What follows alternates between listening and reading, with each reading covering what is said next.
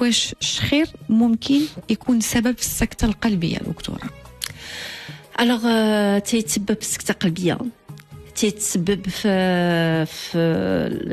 لي زاكسيدون فاسكولير سيريبرو، يعني ديال الدماغ، يعني تكون سكتة دماغية. تيتسبب بزاف ديال الحوادث هكا ديال اللي تيمكن يوقعوا واللي تيوقعوا حقا في وسط الليل.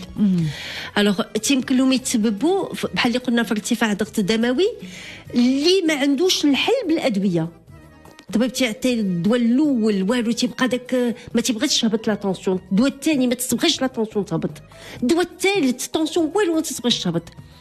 ملي تيديروا تخطيط النوم تيلقاو بان انه هذاك الشغير تيبدا بنادم عنده فيه داك انقطاع التنفس اللي قلنا شنو قلنا الاكسجين ما تيوصلش للذات.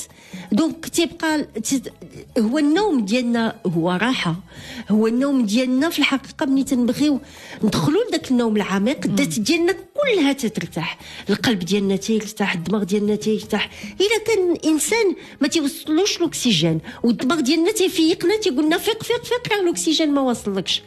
وملي تنديروا التخطيط ديال النوم تنلقاو بان انه كاينين الناس اللي دماغهم تيفيق حتى 40 50 نوبه في الساعه بسبب الشخير. تصور ستادير تتنعس دقيقه المكان ودماغك تيفيق، الا فاق تيفيق ذاتك كلها. دونك ما تتوصلش داك الحاله ديال الراحه اللي الذات تاخذ اللي محتاجه بها في النوم باش تعاود تقاوم لغدا. اذا الشخير ما كيعنيش اننا غرقانين في النعاس، الشخير كيعني باننا راه ما ناعسينش. الشخير ما نعسيش ملي تيكون يعني بهذا الحده هذه تيكون داك تيتقطع النفس تيتقطع. نعم. تما وي ما كاينش النوم، دماغنا ما ناعش، ذاتنا ما نعساش ودماغنا ما ناعسينش. نعم.